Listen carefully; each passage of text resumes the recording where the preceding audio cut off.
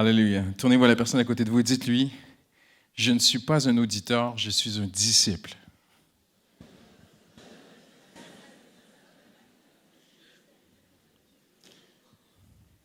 Maintenant, tournez-vous à l'autre personne et dites-lui, ça m'engage.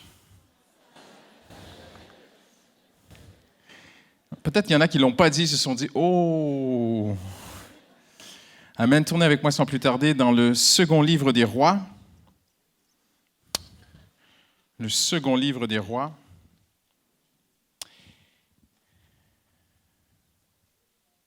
Nous sommes heureux de nous réunir ensemble aujourd'hui sur ces deux cultes. Amen.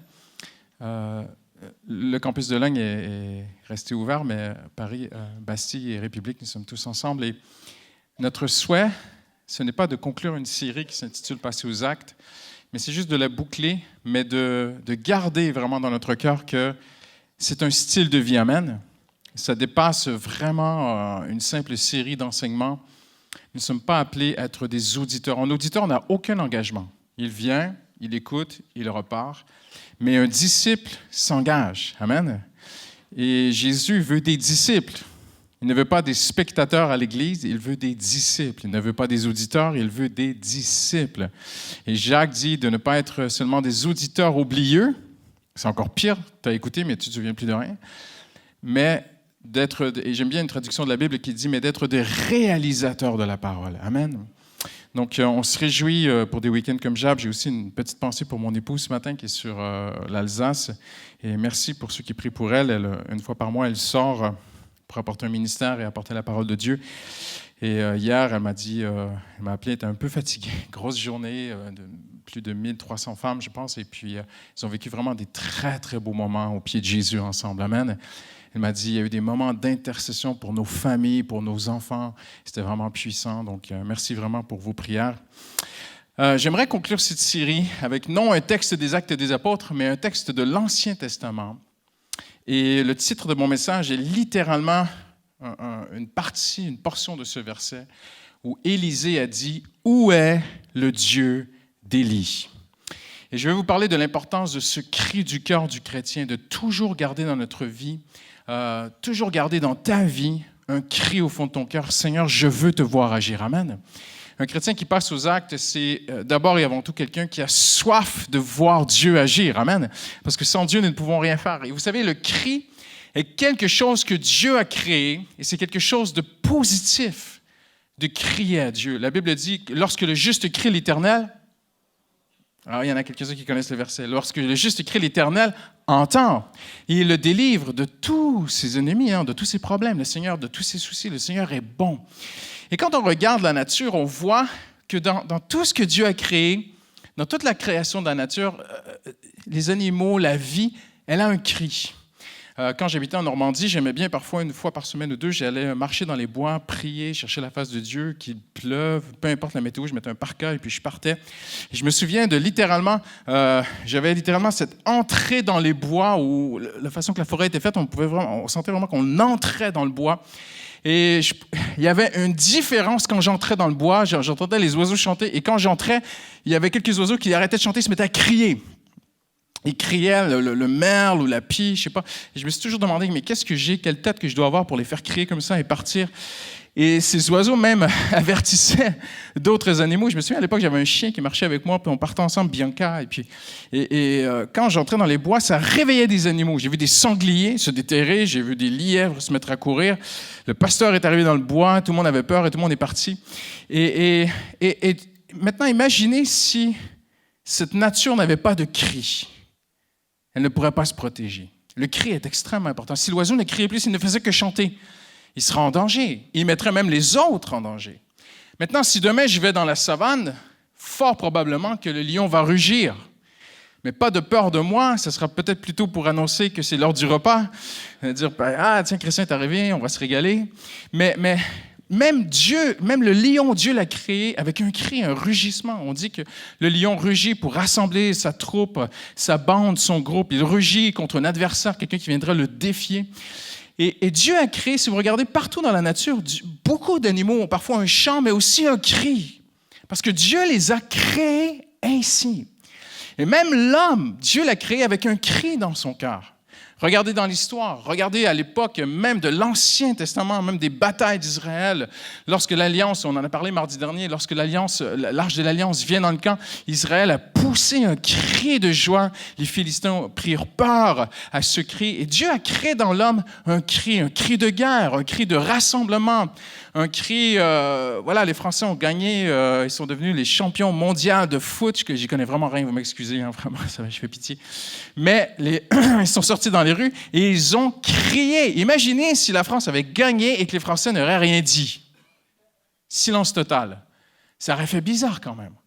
On aurait dit vraiment la France est dans une morosité, elle est vraiment déprimée, elle n'a même plus de cri de joie. Un cri de guerre. À l'époque, on se réunissait, on criait avant de partir à la guerre pour se gonfler à bloc, s'encourager et même intimider l'ennemi. Je me souviens quand j'étais adolescent, j'ai joué dans une équipe de football américain et puis quand on entrait dans le stade, il fallait qu'on pousse un cri pour faire peur à l'équipe adverse. Dieu a créé l'homme ainsi. Les parachutistes américains crient Geronimo lorsqu'ils se lancent en bas d'un avion. Geronimo, c'était un grand guerrier apache de l'époque. Et Dieu nous a créés ainsi. Mais imaginez s'il n'y avait plus ce cri, s'il y avait juste de la louange, du chant, de la méditation, de la réflexion, il manquerait quelque chose à l'homme. Et Dieu a créé l'homme avec un cri. Il y a quelques semaines de ça, ma femme m'a réveillé en plein milieu de la nuit avec un cri. Et je dormais tellement profondément que son cri ne m'a pas réveillé. Donc, elle m'a mis un bon coup. Et là, vraiment, je me suis réveillé, j'ai eu très peur. Elle m'a dit, Christian, réveille-toi, il y a un voleur chez nous. J'ai dit, chérie, c'est pas possible. Non. Elle dit, il y a un voleur qui est monté, j'ai entendu un carreau brisé, réveille-toi.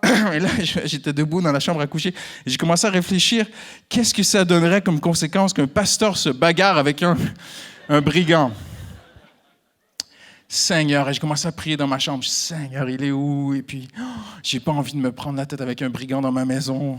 Seigneur, je devrais lui parler de Jésus, je devrais pas le taper, mais comment je vais m'y prendre, Seigneur? Et je disais à ma femme, toi, vas-y. Bon, je rigolais un peu, j'avais pas vraiment peur. Et ma femme m'a dit, mais non, et tout. Et puis, donc, on ouvre la fenêtre et on cherche le carreau. Où est-ce que... Et je dis, chérie, il n'y a pas de brigand, il n'y a pas de voleur, il n'y a rien. Il dit, mais oui, va. Donc, elle me pousse et puis j'ouvre la porte de la chambre à coucher. Et j'entends ma fille crier, au secours, papa. Et là, je me dis, oh, là, il y a quelque chose qui est monté en moi, c'est peut-être le lion rugissant. J'ai ouvert la porte de ma fille, j'ai dit, allez, là, il n'y a plus de pasteur, il n'y a plus rien. Là, il faut y aller.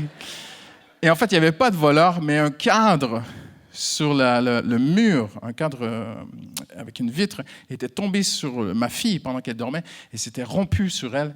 Et ça avait fait beaucoup de fracas de vitre et tout, mais elle n'avait rien, aucune blessure, alors on l'a aidée. Mais imaginez si ma femme, ce soir-là, n'avait pas crié. Si ma fille n'avait pas crié, si ma fille avait été dans un désarroi complètement abattu en se disant non, mais il n'y a rien à faire. Voyez-vous? Le cri n'est pas quelque chose de négatif. Le cri peut sauver des vies. Et Dieu a un cri dans son cœur. Dieu lui-même, toutes les Écritures, l'Ancien Testament, le Nouveau Testament, nous montrent que Dieu brûle de faire des choses. Et lorsque tu deviens chrétien, en fait, Dieu vient vivre en toi. Le Saint-Esprit entre en toi. On ne devient pas chrétien par adhésion intellectuelle à des valeurs. On devient chrétien par une expérience spirituelle. Amen. Et Christ vit en nous et il y a quelque chose qui vient en nous. Il y a un cri. Il y a un cri, il y a une louange, il y a une acclamation, il peut y avoir une action de grâce, il peut y avoir une recherche de Dieu. Toutes ces choses-là sont tellement importantes aussi. Et on ne peut pas les minimiser, mais au fond du cœur du chrétien, il doit y avoir un cri. Parce que Paul dira lui-même que l'Esprit habite en nous et que l'Esprit crie en nous « Abba, Père ». Il n'a pas dit qu'il chante, il a dit qu'il crie. Maintenant, je ne parle pas nécessairement ce matin d'exubérance. Un cri peut être murmuré, un cri peut être pensé, un cri peut être soupiré. Il y a des gens qui peuvent crier très fort, mais il n'y a rien à l'intérieur. Et il y a des gens qui peuvent être très silencieux, mais à l'intérieur, il y a un cri du fond du cœur qui bouillonne comme un volcan. Quelqu'un dit Amen ce matin? Amen. Et pour moi, cette conclusion de passer aux actes est si importante parce qu'on ne peut pas la conclure, mais on veut se lancer. Nous voulons continuer dans un style de vie où on veut voir Dieu agir. Amen. On veut voir Dieu sauver des vies, changer des vies. Et l'un des hommes de l'Ancien Testament qui a tellement bien exprimé le cri du cœur du chrétien, c'est Élisée. Et si vous ne connaissez pas l'histoire, Élisée, c'était le successeur d'un prophète assez important de l'Ancien Testament qui s'appelait Élie. Élie a fait descendre le feu du ciel à plusieurs reprises. Dieu a répondu à sa prière. Il a plu sur Israël. Élie est c'est extraordinaire comme prophète. Mais Élie est aussi un symbole. Dieu s'est servi de lui pour nous donner un symbole de Jésus-Christ. Et à un moment donné, Élie marche avec Élisée et Élie lui dit, « Tu sais, je serai enlevé au ciel, comme Jésus a été enlevé. » Et Élisée lui demande, lui dit, « J'aimerais avoir une double portion de ton esprit. » Et vous savez qu'il a fait le double de miracles en nombre de Élie. Mais ces choses étaient anciennes. Ces choses étaient, la Bible dit, c'était littéralement l'ombre des choses à venir. Et Élie représentait ici Jésus-Christ et Élisée représente l'Église. Et l'Église est appelée à aller plus loin que ce que Jésus a fait durant son ministère sur terre. Preuve en est aujourd'hui que 2000 ans plus tard, l'Église est allée beaucoup plus loin, globalement dans le monde entier sur 2000 ans, que ce que Jésus a pu faire en 3 ans et demi. Amen, n'est-ce pas? Hein? Et Élie dit à Élie, « Écoute, si tu me vois monter au ciel, eh bien, tu auras cette double portion. » Et Élisée la première fois qu'Élisée a rencontré Élie, Élie a mis son manteau sur lui. Et le manteau signifie littéralement l'appel à continuer ce qu'Élie avait commencé. Et lorsqu'Élie monte au ciel, Élisée prend le manteau, il retourne au Jourdain. N'oubliez pas qu'Élisée avait frappé le Jourdain, il était passé à sec. Et Élisée vient et il va dire quelque chose qui touche nos cœurs ce matin. Si vous le voulez bien, on va le lire ensemble, chapitre 2, 2 Rois, chapitre 2, verset 14. Il prit le manteau qu'Élie avait laissé tomber, en frappa l'eau et dit, « Où est l'Éternel? Où est le Dieu d'Élie? » Et Élisée ici représente le cri de l'Église qui dit, « Seigneur, merci pour hier, mais aujourd'hui j'ai soif de toi. » Élie a fait des belles choses, mais Seigneur, maintenant Élie n'est plus là. C'est à mon tour, avec toi, Seigneur, de vivre des miracles, de vivre de l'avancement, de vivre que les choses peuvent changer. Et Élisée dira littéralement, où est le Dieu d'Élie? Il va pousser un cri qui est prophétique, qui devrait être le cri continuel du chrétien, qui d'un côté vit dans la foi, vit dans la paix, Seigneur, merci, tu es avec moi, mais d'un autre côté, le chrétien vit toujours dans cet équilibre entre la foi et la faim spirituelle. Comprenez-vous ce que je veux dire? Parce qu'on peut avoir une foi sans fin, sans F-A-I-M de Dieu, mais ce n'est pas une vraie fin, ce n'est pas une vraie foi de Dieu. Et on peut avoir faim de Dieu sans avoir vraiment confiance en Dieu. Donc, il y a un cri dans notre cœur, il y a une confiance en Dieu, mais il y a aussi un cri dans notre cœur. Seigneur, je veux te voir agir. Et Dieu aime entendre ce cri. Dieu aime quand tu soupires au fond de ton être et tu dis, Seigneur, j'aimerais tellement que ma vie change. J'aimerais te libérer de tout ce qui peut me tenir. J'aimerais te libérer de toute dépendance. J'aimerais te libérer de mon mauvais caractère. Seigneur, j'aimerais te libérer de certaines choses que je vois à l'intérieur de moi. Seigneur, où est le Dieu d'Élie? Je veux que ça change. Et quand Dieu entend ce cri, il l'honore. Et Dieu a ouvert le Jourdain et Élisée est passé. Parce que voyez-vous, ce cri du fond du cœur, c'est quelque chose que Dieu a déposé en nous. J'aimerais même dire ce matin, ça dépasse un simple cri ponctuel qui dirait « Au secours, Seigneur ». Parce que parfois, on n'a aucune faim de Dieu, aucune soif de Dieu. Parfois, les chrétiens sont tout tranquilles dans leur petite vie, tout va bien. Et tout à coup, un problème toque à leur porte. « Au secours, Seigneur ». Je ne parle pas de ça.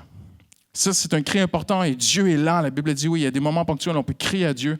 Mais il y a quelque chose de plus profond que Dieu veut mettre et voir dans notre vie, c'est que, indépendamment de moi-même, peut-être que votre vie va très bien ce matin, mais même si votre vie va très, très bien, il doit y avoir au fond du cœur d'un enfant de Dieu un cri qui dit, Seigneur, je veux devoir toucher aussi ma femme, mes enfants, mes voisins, mes proches. Seigneur, je veux que tu agisses autour de moi. Je veux que tu touches ma génération, Seigneur. Quelqu'un dit Amen ce matin. Et Dieu cherche ce cri.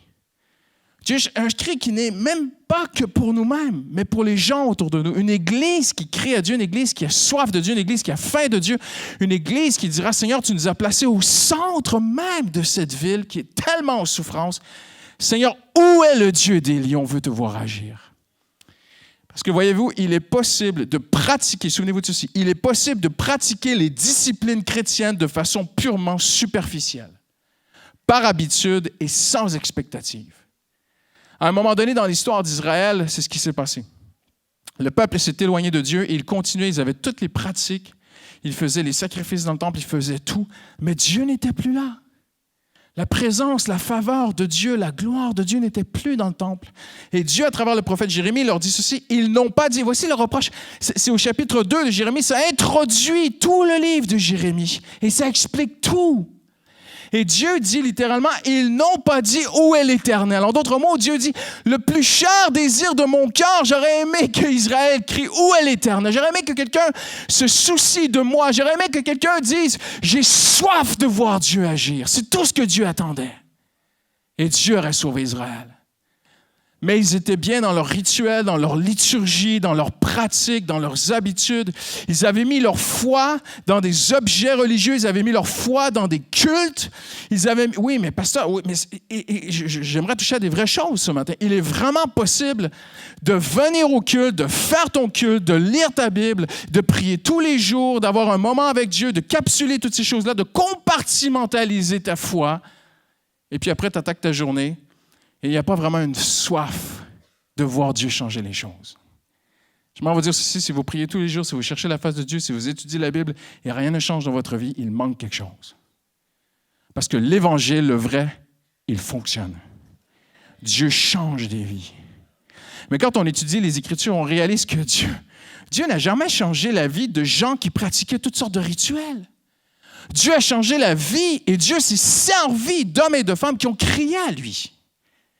Élie a marqué son temps, non parce qu'il pratiquait toutes sortes de rituels religieux, Élie a marqué son époque parce qu'il avait soif de voir Dieu agir dans son temps. Élie était défié par un roi qui était un despote, qui faisait n'importe quoi, par Jézabel, qui était littéralement une sorcière assise sur le trône d'Israël. C'est incroyable. Et Élie a dit, j'en ai assez, je veux voir Dieu agir. Et Élie a passé le manteau à Élisée comme Christ a passé la suite à l'Église. En disant maintenant, c'est à l'Église d'avoir un cœur, un cri qui dit, Seigneur, je veux te voir agir. Quelqu'un dit Amen ce matin. Les prêtres n'ont pas dit où est l'Éternel. Ce que Dieu cherche, la seule chose, tout commence par cela, la chose qui est la plus chère au cœur de Dieu durant tout le reste de ta vie, si je peux te donner une clé qui rouvre presque, j'ose le dire, une clé qui rouvre toutes les portes, c'est d'avoir soif de Dieu. Avoir un cri dans ton cœur, Seigneur, je veux te connaître, je veux te voir agir. Seigneur, ça fait 20 ans, ça fait 30 ans que je suis chrétien. Seigneur, combien de cours bibliques, d'études bibliques, de cultes que j'ai fait, combien de choses que je sais. Mais Seigneur, j'ai eu soif de te voir agir. Amen. C'est un profond cri, c'est un soupir, c'est une aspiration, c'est un désir insatiable de voir Dieu changer des vies. C'est ce que Dieu cherche. Et si votre vie va de mieux en mieux, si votre vie se porte bien, si votre foi va bien, eh bien, Paul dit, maintenant, il faut que tu penses aux autres. C'est ce qu'il dit. C'est exactement ce que Paul enseigne. Il dit, maintenant, nous qui sommes plus matures en Jésus-Christ, il faut soutenir ceux qui sont plus faibles dans la foi. Amen. Alors, la faim que j'ai de voir Dieu agir dans ma vie ne doit pas devenir un évangile égocentrique. La faim que j'ai de voir Dieu agir dans ma vie doit se transposer maintenant autour de moi. Seigneur, j'ai soif. Seigneur, donne-moi une âme cette année. Seigneur, donne-moi un collègue, un membre de ma famille. Commencez par une personne. Et quand Dieu entend ce cri, il l'honore et il agit. J'aimerais vous montrer rapidement ce matin, je vais essayer, mais 5 vérités essentielles autour du cri d'Élisée. Premièrement, Élisée représente une église qui est christocentrique. Une Église qui est centrée sur Jésus. Je veux faire bien attention ce matin, je le dis sans jugement envers qui que ce soit, sans condamnation. Je ne veux pas être dans la médisance. Mais c'est parfois à la mode dans certains milieux de se dire christocentrique, ça attire les gens, ça rassure les gens. Mais qu'est-ce que d'être vraiment christocentrique? Eh bien, ici, nous avons une très belle image. Élie dit à Élisée, « Si tu me vois monter, tu l'auras la faveur de Dieu. » Et ça a l'air tellement simple à dire, comment pourrais-je manquer un tel spectacle, Élie? Franchement, Élie, tu vas monter au ciel, mais qui se laisserait distraire pendant que ça va arriver? Mais notez bien ceci, il y a quelque chose de très intéressant. Alors qu'ils marchent, ils sont séparés par un char de feu. Maintenant, je n'ai pas la réponse, mais je pose la question. Je ne vous demande pas de répondre. Ils ont été séparés par un char de feu, mais rien n'indique qu'Élie est vraiment monté dans le char de feu. Donc, peut-être que le char de feu était une distraction qui est passée, un char de feu. Imaginez-vous un char de feu. Et il monte dans un tourbillon. Peut-être qu'il est monté dans le char de feu, peut-être qu'il est monté à côté. On ne sait pas. Ce n'est pas clairement écrit dans l'hébreu. Mais Élisée aura eu ici une très belle tentation d'être distrait et de regarder plutôt le char de feu que Élie. Et voyez-vous, dans l'Église, parfois, on peut regarder beaucoup plus ce qui paraît spectaculaire que de mettre nos yeux sur Jésus-Christ. Et il lui dit, si tu me vois monter, en d'autres mots, si tu mets tes yeux sur moi, et je vais aller plus loin ce matin, il y a une différence entre être un chrétien qui est centré sur des principes bibliques ou centré sur une personne qui s'appelle Jésus-Christ. Maintenant, vous pouvez être centré sur des principes sans être centré sur Jésus. Mais vous ne pourrez jamais être centré sur Jésus sans trouver aussi tous les principes de la parole de Dieu qui sont inclus en Jésus-Christ. Impossible. Et il y a des gens aujourd'hui que leur cœur est parfois tellement à suivre des principes, suivre des méthodes, suivre des choses, et ils pratiquent des choses, et après, ils les promouvoient autour d'eux. Et si Dieu leur répond, eh bien, ils vont croire que c'est à cause de leurs principes, à cause de leur discipline de vie, à cause que, il fallait jeûner, j'ai jeûné, Dieu m'a répondu. Je vais vous dire, on ne jeûne pas pour que Dieu nous réponde. Dieu ne nous répond pas parce que nous jeûnons. Nous jeûnons pour nous humilier, pour nous placer devant Dieu.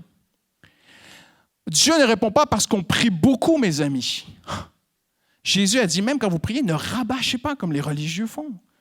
Qui s'imaginent qu'à force de répétition, Dieu leur répondra. Combien de chrétiens se sont imaginés à un moment donné dans leur vie qu'à force de répétition, Dieu va leur répondre? Ça n'a rien à voir. Je ne suis pas en train de dire qu'il ne faut pas prier longtemps, mais je suis en train de dire qu'il y a une différence entre, dans la prière, chercher à connaître vraiment plus Jésus, ou dans la prière, chercher à convaincre Dieu de me répondre. Et Élie dit à Élisée, si tu me vois monter, et nous savons que Jésus est monté au ciel. Et mes amis, ce que nous avons le plus besoin aujourd'hui, c'est de connaître qui est Jésus. Parce que tout ce que Jésus est, il l'est pour toi. Il n'y a rien que Jésus est en lui-même qui n'est pas pour toi. Donc, ce que tu as besoin, c'est de connaître Jésus. Et la faveur de Dieu vient sur celui ou sur celle qui cherche de plus en plus dans sa marche quotidienne à connaître son sauveur. Seigneur, j'ai des problèmes financiers, je veux connaître Jésus dans mes problèmes financiers. Seigneur, montre-moi que tu peux faire ça. Il y a une différence entre prier comme ça ou prier de façon rituelle et religieuse et de croire qu'à force de répétition, on va convaincre Dieu de nous aider dans nos finances. Ça n'a rien à voir. Si Dieu te répond, c'est par les mérites et le sang de Jésus et non par tes mérites. C'est très important de comprendre ça. Vous savez, il y a quelques années, je ne veux pas dire qui parce que ça reste privé, mais c'est arrivé dans un court laps de temps. Un serviteur de Dieu s'est retrouvé face à face avec un homme qui lui a dit « Pasteur, est-ce que je peux vous parler? » Il a dit oui, puis ils sont allés à côté dans un bureau et tout ça, puis il a dit au pasteur, il dit, et l'homme, il a craqué.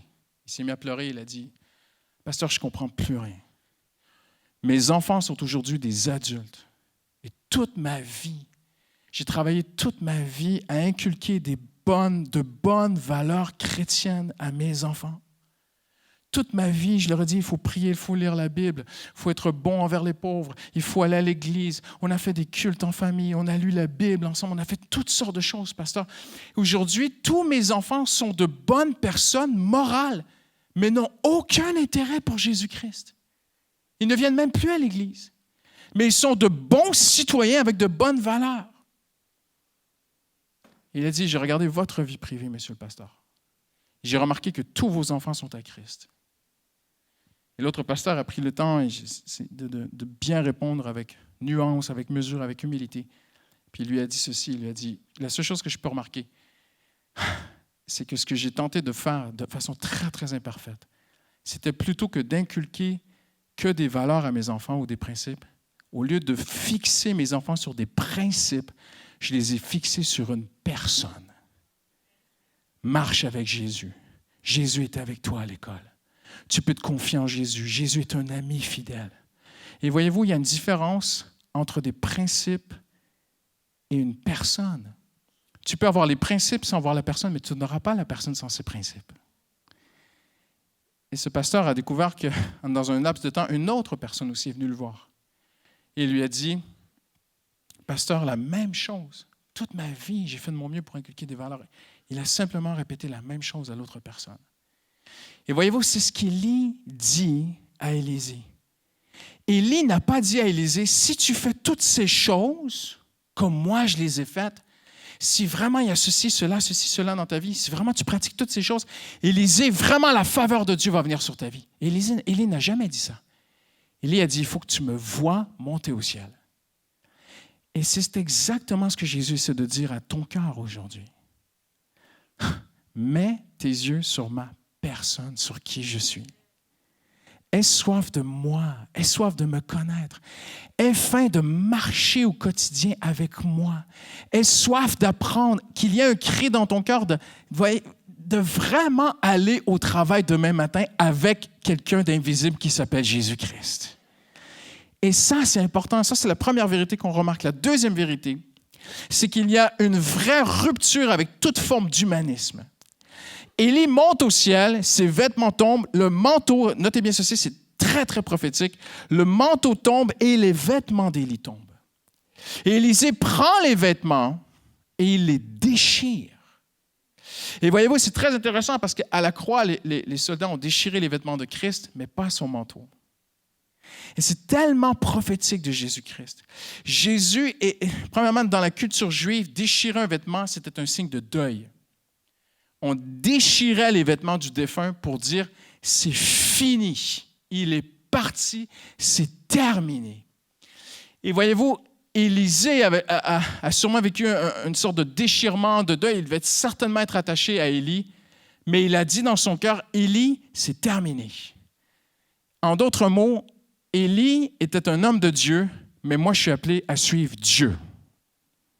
Et il y a des gens qui peuvent passer dans ta vie, il y a peut-être des hommes ou des femmes où une personne est passée à un moment donné dans ta vie et t'a fait beaucoup de bien, t'a beaucoup aidé dans ta foi, et Dieu a enlevé cette personne. Il faut faire le deuil. Il faut que tu dises, Seigneur, tu as mis cette personne dans ma vie pour m'influencer, pour m'aider, tout ça, et merci, mais maintenant, cette personne est partie, je déchire, c'est terminé. Je ne parle pas de déchirer ta relation avec cette personne, mais de déchirer un attachement à un homme. Et remarquez que lorsque Élie a frappé le Jourdain avec le manteau d'Élie, il n'a pas dit « Où est Élie ?» Il a dit « Où est le Dieu d'Élie ?» Il avait bien compris, ce n'est pas Élie, ce n'est pas un homme de Dieu, ce n'est pas un homme ou une femme qui va m'aider, c'est Dieu. Toute forme d'humanisme doit être déchirée.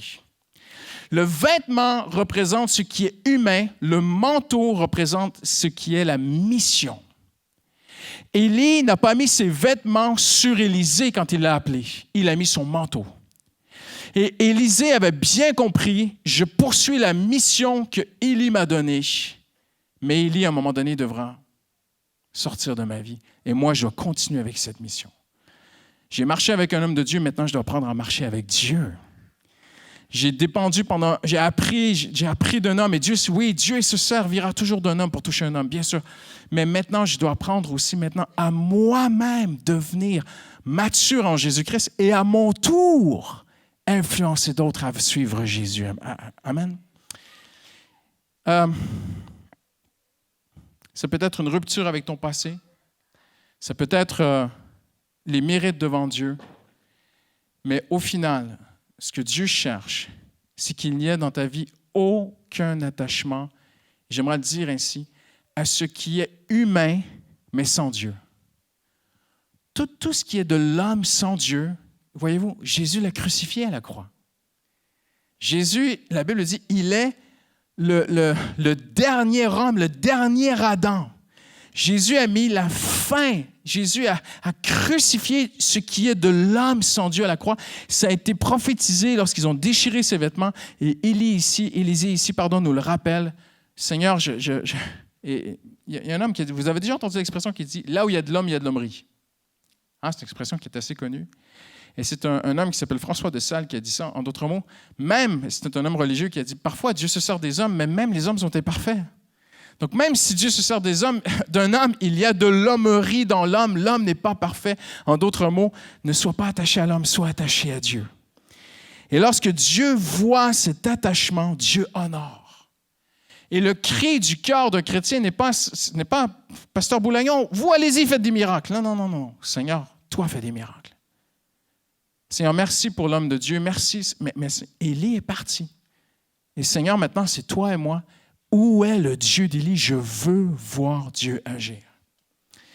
Troisième vérité que l'on voit ici, il ramassa aussi le manteau d'Élie, le manteau qu'Élie avait laissé tomber, verset 13, et il repartit. Il va accepter de poursuivre la mission d'Élie. Et Dieu, mes amis, Dieu a décidé de bâtir l'Église, pas qu'avec quelques pasteurs ou quelques bénévoles. Dieu a décidé de bâtir l'Église avec une seule personne, qui s'appelle le corps, qui est l'Église. Donne un petit coup à la personne à côté de toi, dis-lui, hey, je ne sais pas si tu as compris, mais il parle de toi, là.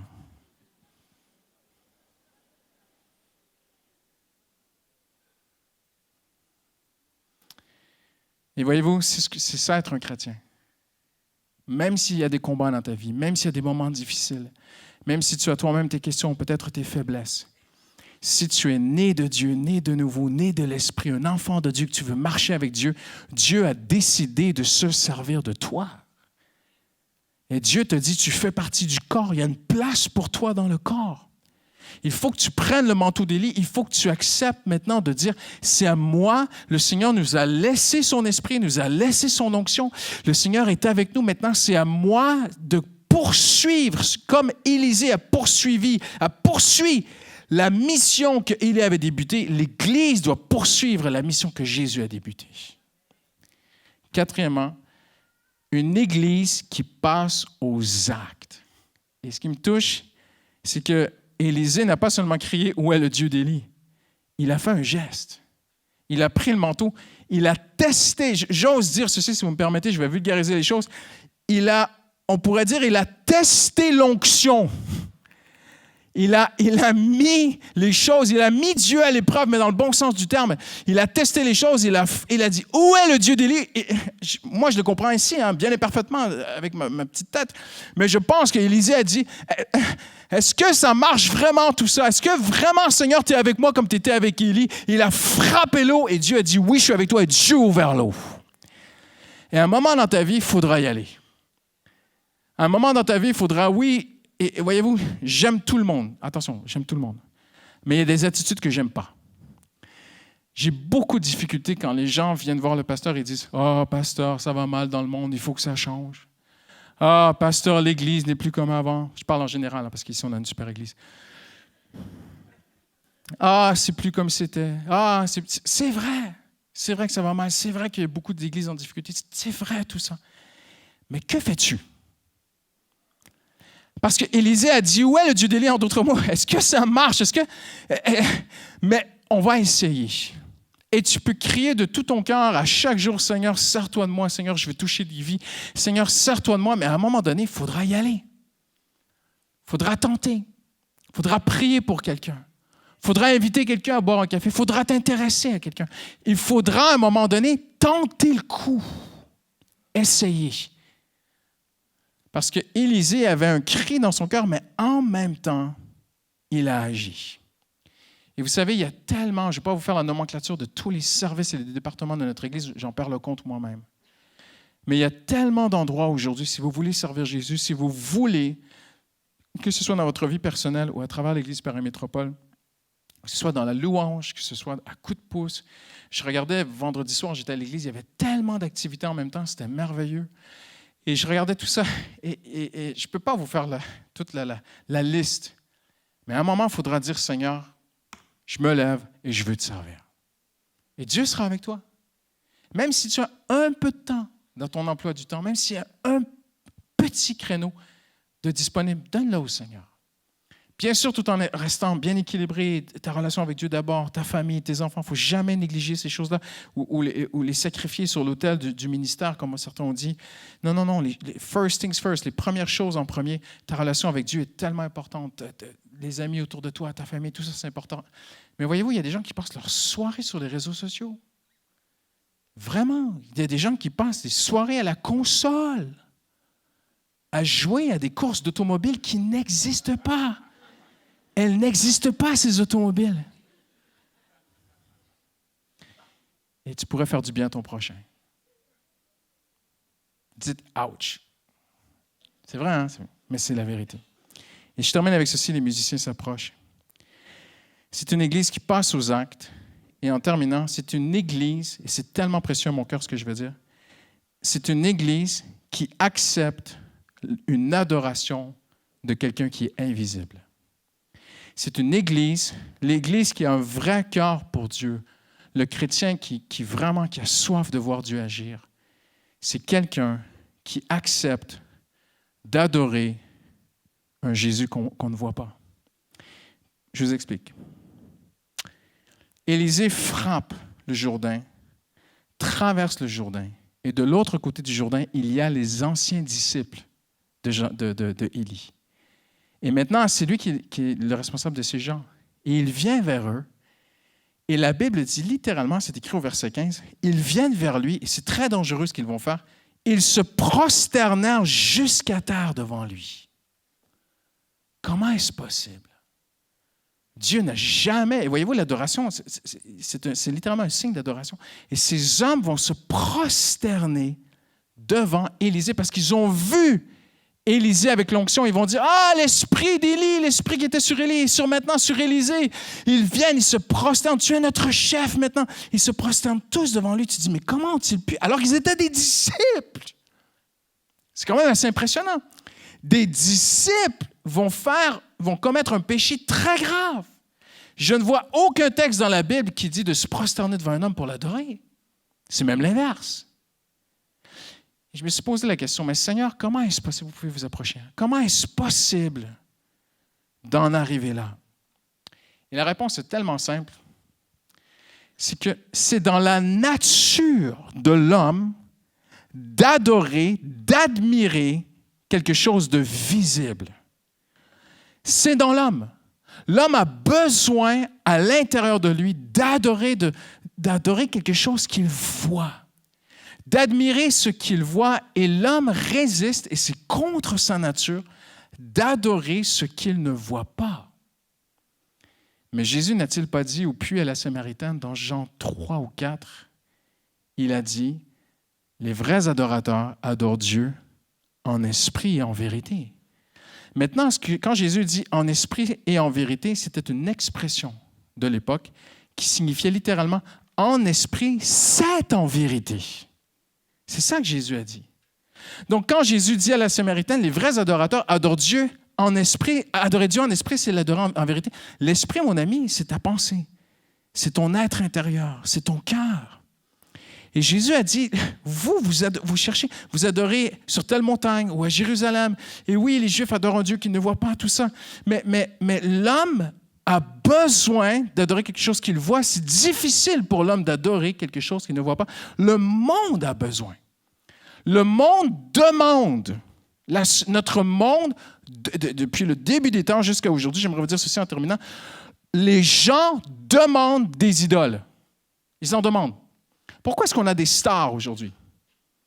Vous avez-vous déjà posé la question, pourquoi certaines personnes dans notre société sont appelées des stars, des étoiles? Alors franchement, je le dis sans me moquer, avec beaucoup d'amour et beaucoup de respect pour chacun d'entre eux, mais je n'en connais pas qui ait sauvé la France de quoi que ce soit. On fait des stars, des gens qui chantent bien, des gens qui actent bien, mais vous savez, un acteur, c'est quelqu'un qui fait semblant. Vous avez déjà réfléchi à ça? Et aujourd'hui, il y a des gens qui achètent des magazines, ils achètent des revues, ils suivent des Instagram. Là, il y en a qui sont en train de réfléchir, oh, j'ai peut-être un problème. Peut-être. Nous idolâtrons des gens qui font semblant. Impressionnant, hein? Prenez le temps de réfléchir. On les idolâtre. Alors qu'ils n'ont jamais défendu la France pour une grande cause. Ou certains, peut-être, sont vraiment des personnages historiques importants. Mais la majorité des gens qui sont suivis aujourd'hui sur tous les réseaux sociaux, on lit les magazines. Ah, elle s'est mariée. Ah, elle s'est divorcée. Ah, elle s'est remariée. Ah, elle s'est encore divorcée. La plupart d'entre eux, on les appelle des stars, on les appelle des people. Non, mais j'ai raison. Ils n'ont rien fait d'héroïque, mais elle a une voix. Ah, c'est mon idole. Combien d'entre vous avez déjà entendu parler de l'émission américaine American Idol? Levez la main. Il n'y a pas de honte, vous pouvez lever la main, Jésus vous aime quand même, il n'y a pas de problème. Quand on y pense, American Idol se traduit en français une idole américaine. Et on met quelqu'un sur l'estrade, j'ai jamais regardé cette émission, j'y arrive pas. M'excusez, hein. Je n'ai jamais regardé cette émission, je n'y arrive pas. On met quelqu'un sur l'estrade, on la fait chanter, je pense, c'est ça? Oui, merci de m'aider. On fait chanter quelqu'un sur l'estrade et on dit, tu seras notre future idole. Ça fait réfléchir. Hein? Maintenant, n'attaquez personne avec mes propos en sortant d'ici. Mais c'est une réflexion pour nous-mêmes aujourd'hui. Pourquoi on en est là? Parce que l'homme en a besoin. Tu peux t'approcher, Priscilla. On ne va pas t'adorer, t'inquiète pas. L'homme a besoin d'adorer, d'admirer ce qu'il voit.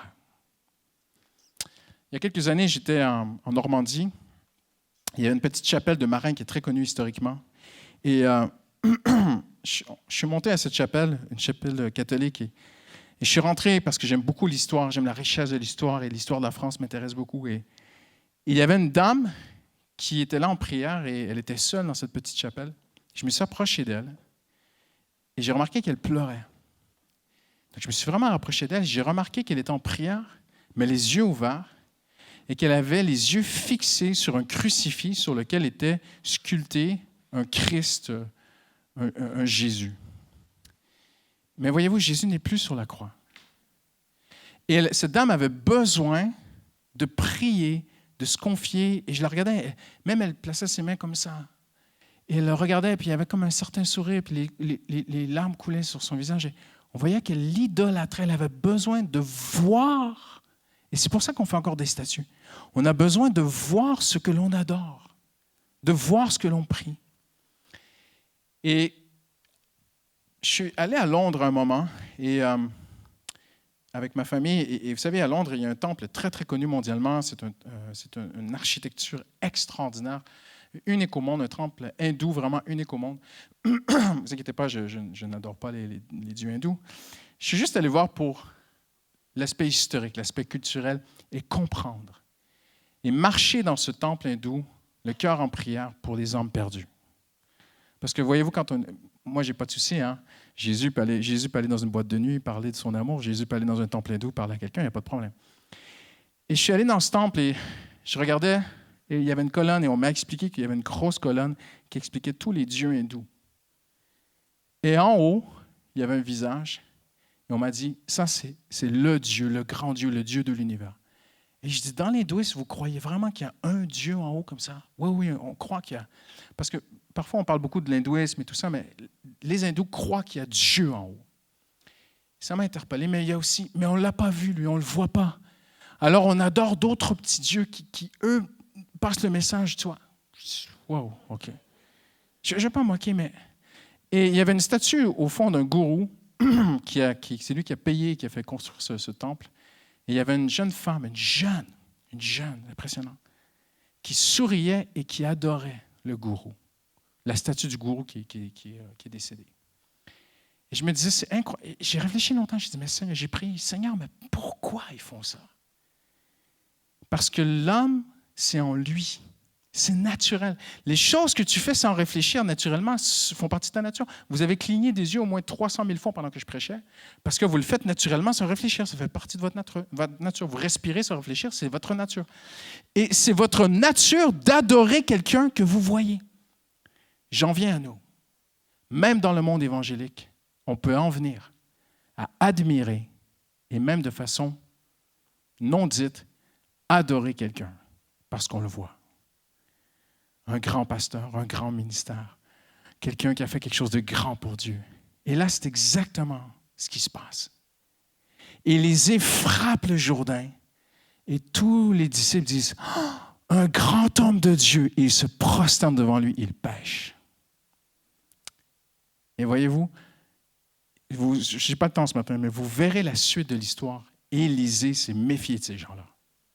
Il se méfiait d'eux. Il les a conseillés, ils n'ont pas écouté son conseil. Et c'est une longue histoire, on n'a pas le temps ce matin. Mais le cri du cœur d'Élisée, c'était « Moi, Seigneur, je ne veux pas regarder des hommes, je veux regarder à toi. Moi, Seigneur, je veux te voir, toi, agir. Je veux que toi, tu changes des vies. Seigneur, le cri du cœur de l'Église, ce n'est pas juste de grandir en nombre, et c'est important, mais ce n'est pas ça. Seigneur, on veut voir des vies changer. » Amen. J'aimerais terminer avec un très beau témoignage, puis après on va se placer devant Dieu.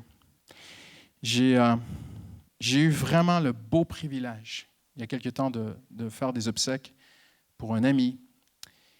Et la mère de cet ami a réglé sa vie avec Dieu pas trop longtemps avant de décéder. Et elle est décédée d'un cancer qui a été très, très long et pénible pour elle, très, très souffrant.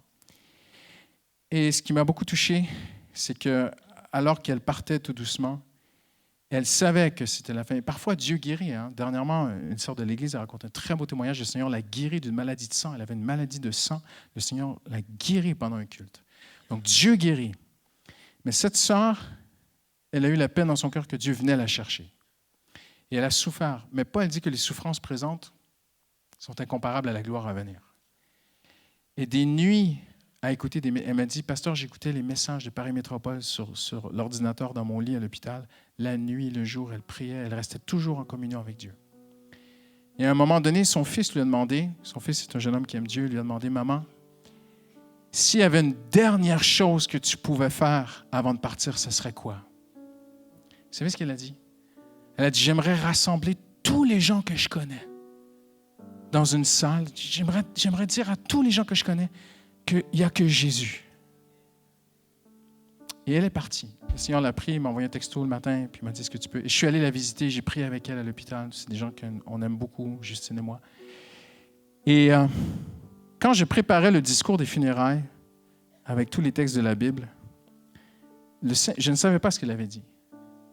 Et le Saint-Esprit m'a dit, « Tu vas faire comme si c'était elle qui parlait à sa famille, et non toi, le pasteur. » Et j'ai écrit le dernier discours de cette sœur à ses proches et à ses bien-aimés.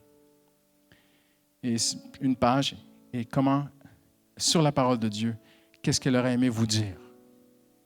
Et quand les funérailles se sont terminées, on est allé au cimetière, tout ça après, on a pris un temps, il m'a dit, « Christian, c'est incroyable ce que tu as dit, parce que le cri du cœur de ma mère, avant de partir, c'était, si je pouvais rassembler tout le monde et leur dire de croire en Jésus. » Et on attendait très peu de gens aux funérailles, mais il en est venu 10 fois plus. C'était bondé, les gens sont venus de partout. Et vous savez, il y avait un cri dans le cœur de cette femme. C'était de partager à d'autres ce que Jésus a fait pour elle. Et même après sa mort, le Seigneur l'a honorée. Moi, j'étais juste une voix, une simple voix, un simple porte-parole. Mais le Seigneur a répondu à sa prière. Il a honoré sa foi. Et à travers un simple petit pasteur, le Seigneur a proclamé l'espoir à tous les gens qu'elle a connus dans sa vie. C'est bon, hein?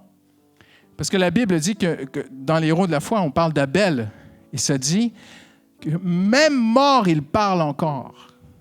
C'est fort, hein? Et elle, même après son départ, le Seigneur a honoré sa prière. Et il a répondu au cri de son cœur. Et mes amis, ne perdons jamais, jusqu'à la mort, jusqu'à la fin, un cri dans notre cœur de voir Dieu toucher des vies, sauver des gens, ramener des gens à lui. Justine m'a téléphoné hier, elle m'a dit, « Christian, elle dit, il y avait 1200 femmes, et elle a fait un appel devant toutes les mères de famille qui ont un enfant qui est loin de Dieu. Elle a dit, mais Christian, il y avait au moins la moitié de la salle qui était devant. Il a dit, pendant 30 minutes, on entendait des centaines de femmes pleurer, prier pour leurs enfants qui sont loin. C'est ça que Dieu cherche. C'est ça le cri que Dieu cherche. Où est le Dieu d'Élie? Seigneur, réponds-moi. Sauve mes proches, sauve ma famille. Sers-toi de moi. Et après, vas-y. Va les voir. Va vers eux. Et Dieu va ouvrir le Jourdain. Dieu va se servir de toi. Dieu va honorer ta foi. Amen. On peut se lever ensemble en terminant?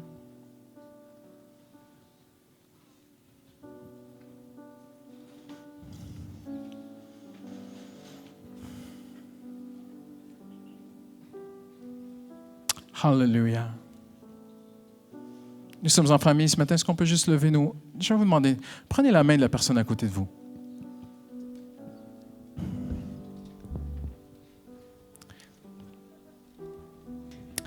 J'aimerais vous demander, avant qu'on se laisse, de juste prier pour cette personne en disant, Seigneur, qu'il y ait un cri dans le cœur de mon frère, de ma soeur qui est à côté de moi ce matin, Seigneur.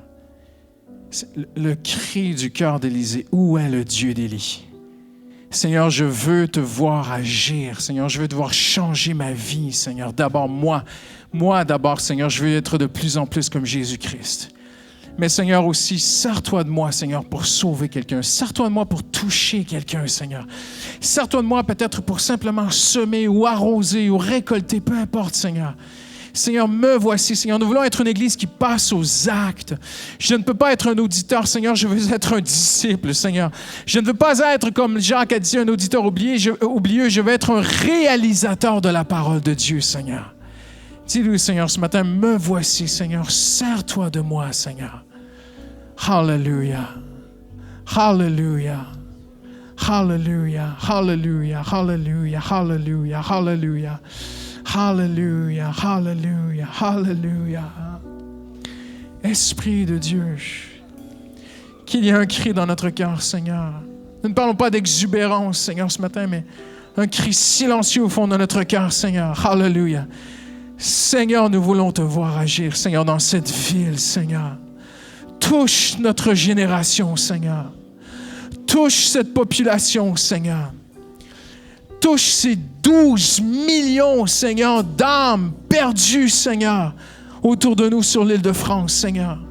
Seigneur, tu as dit à Jonas, et moi, n'aurais-je pas compassion de tous ces gens qui ne connaissent même pas leur droite de leur gauche?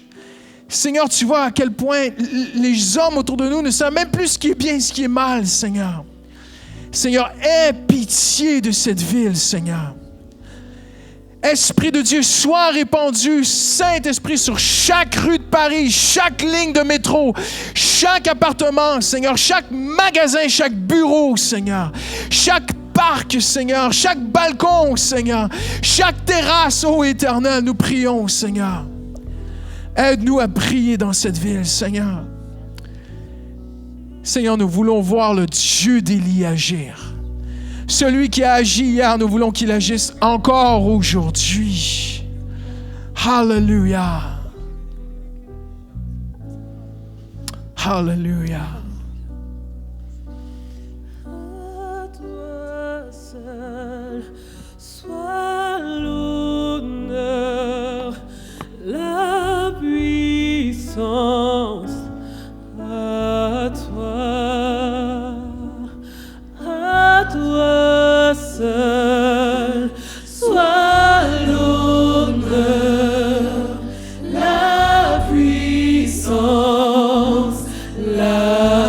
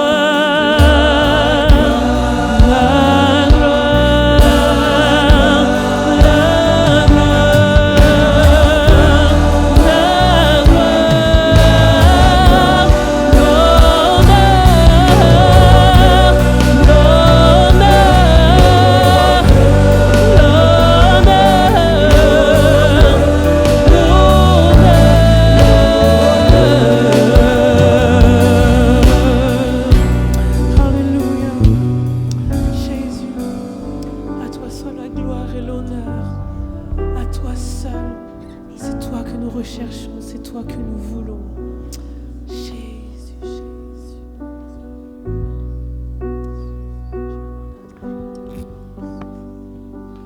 Alléluia. On va prendre ce chant ensemble qui dit « Je m'abandonne ». Amen. Vous savez, il est écrit dans Hébreu, c'est tellement beau, où Jésus dit à son Père, « Tu m'as fait un corps pour que je puisse t'obéir. » Je paraphrase, hein? Mais il dit, « Tu m'as fait un corps, me voici pour faire ta volonté. » Vous savez, c'est le cas de chacun d'entre nous. Dieu t'a créé pour faire sa volonté. Et tout ce que Dieu nous demande, c'est de nous abandonner. Alors Jésus s'est présenté, il dit, « Tu m'as fait un corps, me voici pour faire ta volonté. » J'aimerais qu'on puisse terminer ce matin juste en chantant cette prière, en disant, « Seigneur, je m'abandonne. Donne tout, Seigneur. Donne ta vie, donne tes soucis, donne tes douleurs, donne tout physique, mental, peu importe le passé, tes péchés, donne tout ce matin. Et fais juste dire, Seigneur, je te donne tout, je veux vivre pour toi, Seigneur. Me voici. Fais juste dire, Seigneur, me voici, je m'abandonne. Et tu vas voir ce que Dieu va faire. C'est extraordinaire. Me voici à genoux devant toi, j'abandonne tout, j'abandonne tout.